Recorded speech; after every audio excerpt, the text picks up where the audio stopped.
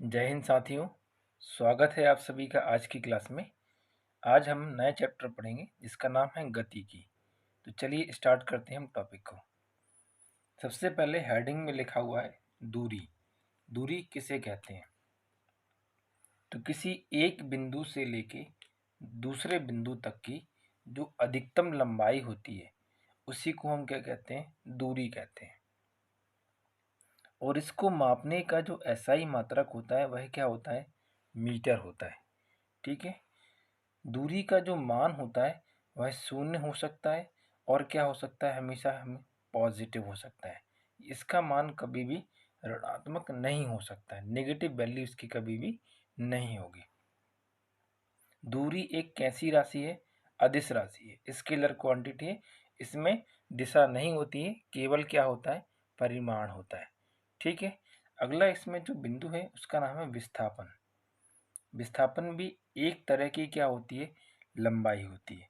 जिस प्रकार से दूरी कैसी लंबाई है? अधिकतम लंबाई। वैसे ही विस्थापन कैसी लंबाई होती है? न्यूनतम लंबाई होती है। ठीक है।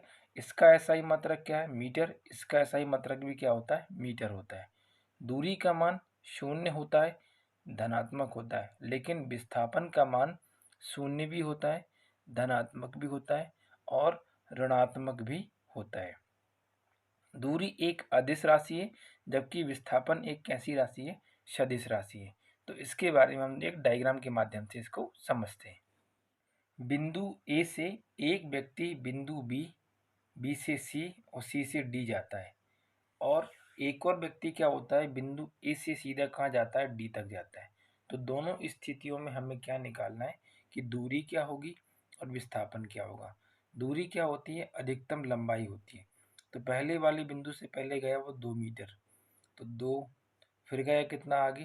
3, और अंत में वो बिंदु डी पर पहुंच गया और चला कितना? वो 2। तो 2 2 4 और 3 कितना हो गया? 7 मीटर। यदि मैं पहले वाले बिंदु को अंतिम वाले बिंदु से सीधा मिला दूं तब भी वो कहाँ पहुंच जाएगा? बिंदु डी पर। तो वैल्यू कितनी होगी? केवल 3 मीटर। तो ये जो लंबाई है ये न्यूनतम लंबाई है, तो ये कहलाएगा विस्थापन। और ये जो अधिकतम लंबाई है ये क्या कहलाएगी? इसकी दूरी कहलाएगी। अब इसमें हम जानते हैं कि दूरी और विस्थापन आपस में कब बराबर होते हैं। जब हम एक सीधी सरल रेखा में गति करते हैं तो उस स्थिति में जो लंबाई निकल के आती है उस स्थिति में दूरी और विस्थापन आपस में क्या होते हैं? बराबर होते हैं। इसमें हम कुछ फॉर्मूले पढ़ लेते हैं। सबसे पहले लिखा है चाल। चाल बराबर क्या होता है? दूरी बटे समय। इसका एसआई मात्रक क्या हो जाएगा? दूरी को नापते हैं हम मीटर में, समय को हम नापते हैं सेकंड में, और ये राशि कैसी है? एक अदिश राशि। आगे लिखा हुआ वेग। वेग बराबर क्या होता है? विस्थापन बटे समय। विस्थापन भी एक तरह की लंबाई होती है, इसको नापते हैं हम मीटर में, समय को नापते हैं हम सेकंड में। तो चाल का एसआई मात्रक और वेग का एसआई मात्रक दोनों क्या होते हैं? एक जैसे होते हैं। चाल जहाँ एक अदिश राशि है वहीं पर जो वेग होता है वह एक कैसी राशि होती है? सदिश राशि होती है। तो ये दोनों में मेजर सा डिफरेंस है। अगला इसमें जो हेडिंग है वह है त्वरण। त्वरण क्या होता है? वेग में परिवर्तन की दर को हम क्या कहते हैं? त्वरण कहते हैं। ये ऊपर लिखा है वेग और इसमें हम क्या कर रहे हैं? परिवर्तन कर रहे हैं। दर का अर्थ है समय की उपस्थिति, कि जब हम समय के सापेक्ष किसी वस्तु के वेग में परिवर्तन करते हैं तो उसे हम त्वरण कहते हैं। त्वरण का सिंबल क्या होता है? स्मॉल ए। ठीक है। और इसका जो फार्मूला होता है ए बराबर वह क्या होता है? वेग में परिवर्तन v minus you divide by क्या हो जाएगा? टी। वेग को आप नापते हैं किसमें? मीटर अपॉन सेकेंड में, और समय को काय में नापते हैं हम? सेकेंड में। तो इस सेकेंड का इस सेकेंड में क्या हो जाएगा? मल्टीप्लाई। तो जो इसका ऐसा ही मात्रक निकल के आएगा वह क्या होगा? Metre upon second square. तो ये बात आपको इसमें अच्छे से याद रखना है, एग्जाम के लिए इम्पोर्टेंट है। कई बार एग्जाम में पूछा गया है कि त्वरण का ऐसा ही मात्रक क्या होता है, तो आपको ये बात इसमें याद रखना है। आगे इसमें कहा गया है कि जब किसी वस्तु का जो वेग है वह कैसा होता है, धनात्मक होता है। ऊपर जो वेग के में जो परिवर्तन हो रहा है यदि वह पॉजिटिव आता है तो हम उसे क्या कहते हैं, त्वरण कहते हैं। और यदि मान लो यही जो किसी वस्तु का वेग है कैसा आ जाए, नेगेटिव आ जाता है, तो हम उसे क्या कहते हैं, मंदन कहते हैं। तो त्वरण का या फिर वेग का जो धनात्मक मान होता है वह त्वरण बताता है, और इसका जो ऋणात्मक मान होता है वह मंदन को बताता है। ठीक है, आगे इसमें बढ़ते हैं हम। एक समान त्वरण के लिए गैलीलियो के समीकरण लिखिए, या फिर इन्हीं को हम कहते हैं गति के समीकरण। कई बार क्या होता है एग्जाम में, गति के समीकरण डायरेक्ट पूछ लिए जाते हैं। तो पहला आपको याद रखना है v बराबर u प्लस ई टी, दूसरा है वी स्क्वायर बराबर यू स्क्वायर प्लस 2as, और तीसरा है s बराबर U T plus 1/2 A T की घात 2। तो इसमें जो जितने भी मान लिखे हैं उनको मैं एक ओरली तरीके से आपको बता देता हूँ। u बराबर होता है प्रारंभिक वेग, v बराबर होता है अंतिम वेग, a बराबर होता है त्वरण, t बराबर होता है समय, s बराबर होता है विस्थापन, और सभी की सभी वैल्यू एज इट इज है जैसे कि मैंने अभी आपको बताई है। ठीक है, गति से संबंधित ग्राफ जनरली एग्जाम में आजकल इनका बहुत ज़्यादा क्रेज बढ़ गया है बेटीज, क्योंकि जो ग्राफ होते हैं वो बहुत ज़्यादा इम्पोर्टेंट होते हैं हमारे एग्जाम के पर्पज से। तो चलिए इनको हम पढ़ते हैं। तो जब वस्तु एक समान वेग से क्या कर रही होती है, गति कर रही होती है, मतलब उसका जो वेग है वो कैसा हो जाए, कांस्टेंट हो जाता है। तो जब कोई वैल्यू कांस्टेंट हो जाती है तो उसको उस फॉर्मूले में से हम हटा देते हैं। तो ये समय कहाँ पहुंच जाएगा, फिर यहाँ ऊपर, और बराबर में क्या लिखा जाएगा, विस्थापन। तो जो वस्तु हमारी यहाँ पर एक समान वेग से चल रही है, या फिर जो वस्तु हमारे यहाँ पे नियत है, उसको हटाकर जो शेष दो वैल्यू बचती हैं हमारे पास, हम उन्हीं के बीच में ग्राफ ज्ञात करते हैं। तो प्रश्न सबसे पहला जो इसमें बनता है कि जब किसी वस्तु का वेग एक समान होता है तो ग्राफ किन किन दो चीज़ों के बीच में बनता है। तो आंसर हो जाएगा समय और विस्थापन के बीच में।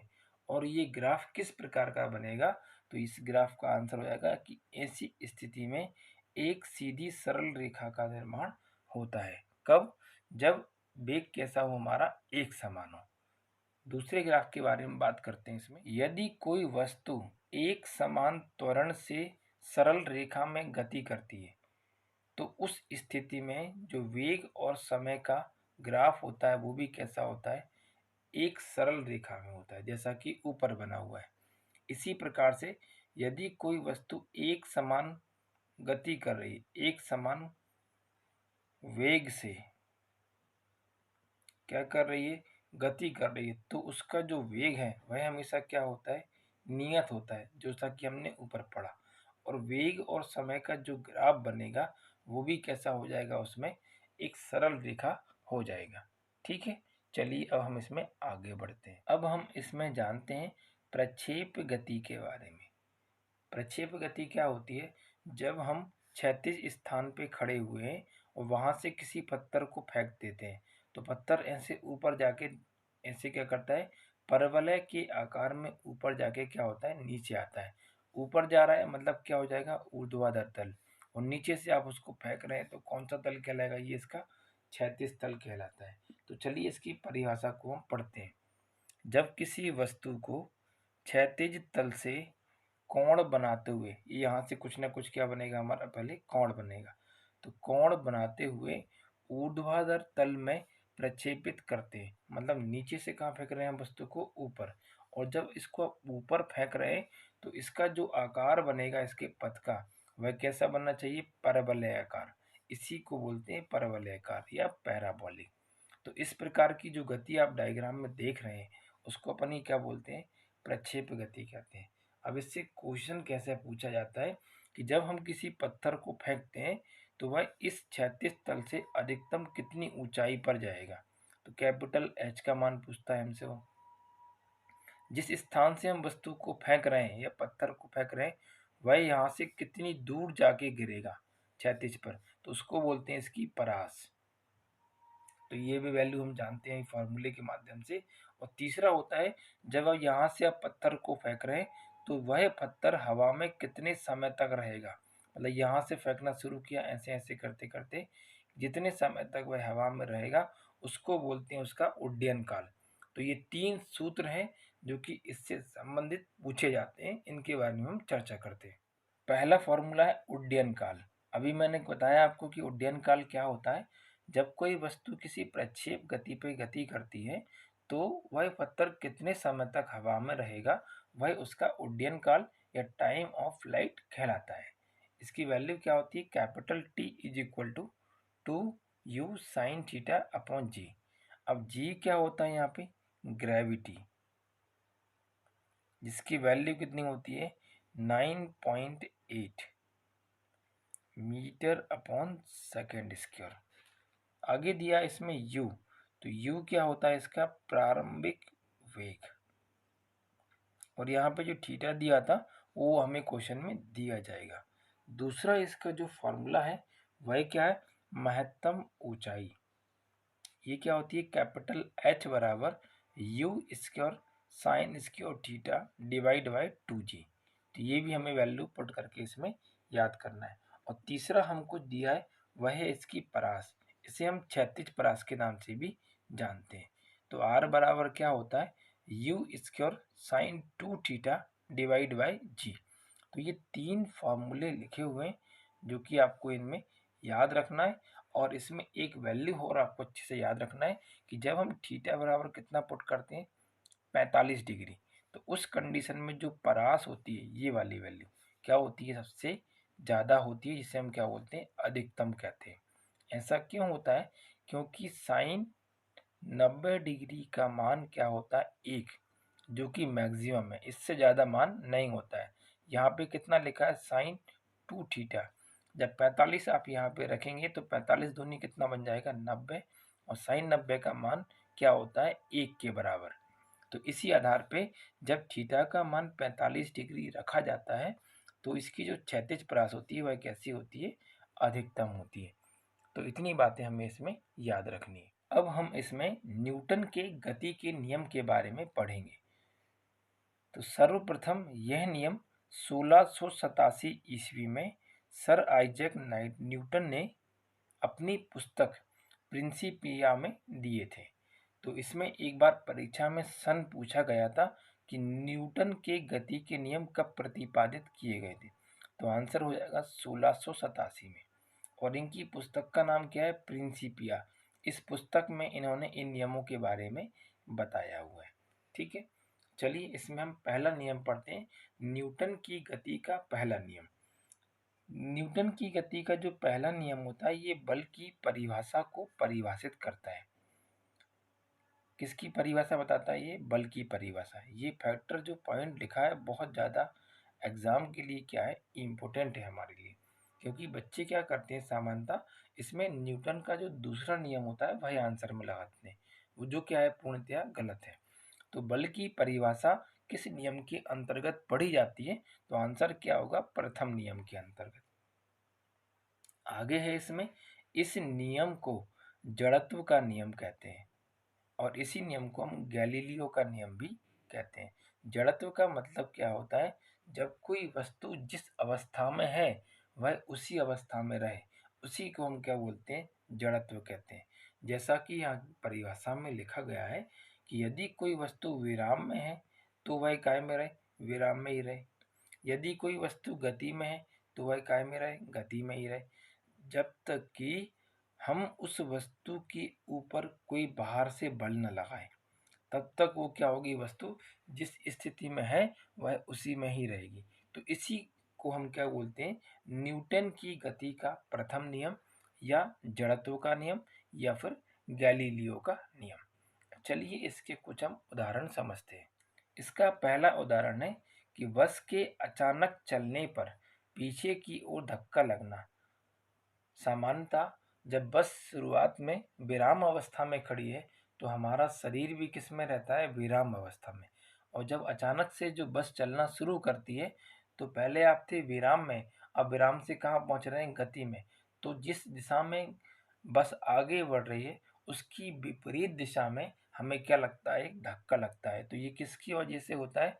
न्यूटन के पहले नियम की वजह से या फिर जड़त्व की वजह से होता है। दूसरा है गतिमान वश में अचानक ब्रेक लगने पर, जैसे इसमें चलना शुरू हुआ था तो इसमें क्या लगा रहे हैं, ये ब्रेक, आगे की ओर झुकना, तो ये भी किसका नियम कहलाएगा? हमारा जड़त्व का नियम कहलाएगा। अगला है कि गोली मारने पर कांच में छेद होता है या छेद हो जाता है, लेकिन यदि जब हम उसमें पत्थर मारते हैं तो कांच के क्या होते हैं, टुकड़े टुकड़े हो जाते हैं। तो ये किस नियम के बारे में बताता है? हमको जड़त्व के नियम के बारे में बताता है। अगला है कि पेड़ की शाखाओं को हिलाने पर फूलों का नीचे गिरना। तो ये सब किस में आते हैं? हमारे जड़त्व के नियम के अंतर्गत पढ़े जाते हैं। अब अगला नियम है इसमें न्यूटन की गति का दूसरा नियम। ये क्या होता है? जिस प्रकार न्यूटन की गति के प्रथम नियम में हमने बल की परिभाषा को परिभाषित किया था, उसी प्रकार न्यूटन का जो दूसरा वाला नियम है ये क्या बताता है हमको? बल की मात्रा के बारे में, कि हम कितनी मात्रा में बल को लगा रहे हैं। तो बल की मात्रा को बताने वाला जो नियम होता है उसे हम क्या बोलते हैं? न्यूटन का दूसरा नियम कहते हैं। इस नियम में होता क्या है कि संवेग में जो परिवर्तन की दर होती है उसी को अपन क्या बोलते हैं? बल कहते हैं। तो संवेग में परिवर्तन की दर न्यूटन के दूसरे नियम के अंतर्गत पढ़ी जाती है। इस नियमानुसार जो किसी वस्तु पे हम बल लगाते हैं उसे हम किससे दर्शाएंगे? एफ से। और उस वस्तु का जो द्रव्यमान होगा स्मॉल एम, और उस वस्तु का जो त्वरण होगा स्मॉल ए, क्या कहलाएगा? उसका त्वरण। तो किसी भी वस्तु के द्रव्यमान और उस वस्तु के त्वरण के गुणनफल को हम क्या कहते हैं? बल कहते हैं। और ये किस में आता है हमको? हमारा न्यूटन के दूसरे नियम। बल का एसआई मात्रक क्या होता है? तो भैया द्रव्यमान को नापते हैं किलोग्राम में और त्वरण को नापते हैं मीटर अपॉन सेकंड स्क्वायर में। और इस पूरी वैल्यू को एक साथ क्या कहा जाता है? न्यूटन या कैपिटल एन। इसी प्रकार से बल का जो सीजीएस मात्रक होता है वह किलोग्राम की जगह क्या लिखेंगे अपन? ग्राम। मीटर के स्थान पर लिखेंगे सेंटीमीटर, और सेकंड के स्थान पर क्या लिखते हैं अपन? सेकंड ही लिखते हैं। तो ये जो इतनी वैल्यू है सीजीएस पद्धति में क्या कहलाती है? डायन कहलाती है, जिसे अपन क्या पढ़ते हैं? Capital D. इसमें एक हमें वैल्यू याद रखनी होती है कि एक न्यूटन में कितनी डायन होती हैं। तो आंसर क्या हो जाएगा? 10⁵ डायन होती हैं इसमें। कि किसी वस्तु का जो जड़त्व होता है वह हमेशा वस्तु के द्रव्यमान पर क्या करता है? निर्भर करता है। यदि वस्तु भारी है तो जड़त्व आपका ज़्यादा लगेगा, कम है तो जड़त्व कम लगेगा। तो इस बात को आप याद रखिएगा कि वस्तु का जड़त्व किन किन बातों पर निर्भर करता है। अब हम इसमें महत्वपूर्ण प्रश्नोत्तरी को हल करेंगे। क्वेश्चन नंबर फर्स्ट है कि रॉकेट किस सिद्धांत पर कार्य करता है? ये मैंने अभी आपको नहीं पढ़ाया है, ये आता है हमारे न्यूटन के तृतीय नियम में। तो इसका आंसर क्या हो जाएगा? न्यूटन का जो तीसरा वाला नियम होता है वो हमें किसके बारे में बताता है? रॉकेट के सिद्धांत के बारे में। तो इसमें आप लिख दिए ना, न्यूटन का तीसरा नियम। इसको हम अगली कक्षा में पढ़ेंगे। आगे है कि वेग में परिवर्तन की दर क्या कहलाती है? तो वेग में परिवर्तन की दर को हम क्या पढ़ते हैं? त्वरण कहते हैं। अगला है बल की परिभाषा को कौन सा नियम बताता है? तो बल की परिभाषा के बारे में जो गति का प्रथम नियम है या न्यूटन की गति का जो प्रथम नियम है वह इसको परिभाषित करता है। आगे है प्रक्षेप गति का पथ कैसा होता है? तो प्रक्षेप गति का जो पथ होता है वह परवलयाकार होता है। कैसे होता है? परवलयाकार। अगला प्रश्न है कि चलती हुई बस में अचानक ब्रेक लगने पर आगे की ओर गिरना किस नियम का उदाहरण है? तो ये भी आंसर क्या होगा? जड़त्व का नियम। इसी को हम बोलते हैं न्यूटन की गति का पहला नियम। ठीक है। अगला प्रश्न दिया है कि दूरी व विस्थापन ज्ञात करें। ये हमारा प्रारंभिक बिंदु है, ऐसे करके एक व्यक्ति इस पे यात्रा करता है और कहाँ पहुँचता है, इसके अंतिम बिंदु पे। तो मैंने आपको पीछे पढ़ाया है इसमें कि दूरी क्या होती है, अधिकतम लंबाई होती है। पहले ऊपर जाएगा 1, फिर जाएगा वो 3, फिर वापस आएगा वो 1, फिर 3 जाएगा, फिर 1 जाएगा, फिर 3 जाएगा, फिर 1 जाएगा। कहने का मतलब यहाँ से ऐसे ऐसे ऐसे करके सभी दूरियों को आप आपस में जोड़ दीजिए।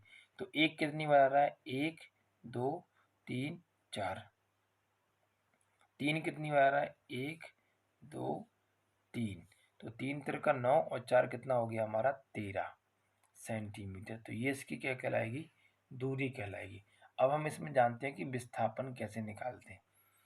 प्रारंभिक बिंदु को यदि हम अंतिम बिंदु से सीधा ऐसे मिला दें, तो मिलाने के बाद जो भी उसकी लंबाई निकलेगी वह क्या कहलाएगा, उसका विस्थापन कहलाएगा। तो यहाँ से यहाँ तक की दूरी निकालने पूरी। ये वैल्यू कितनी है, इतनी 3। ये कितनी हो गई, 3। और ये भी कितनी है, 3। 3 3 3, तो वैल्यू कितनी आएगी, 9 सेंटीमीटर। तो ये इसका क्या कहलाएगा, विस्थापन कहलाएगा। ठीक है, ये अधिकतम लंबाई हो गई और ये क्या होगी, इसकी न्यूनतम लंबाई। अगला प्रश्न है कि त्वरण का एसआई मात्रक क्या होता है।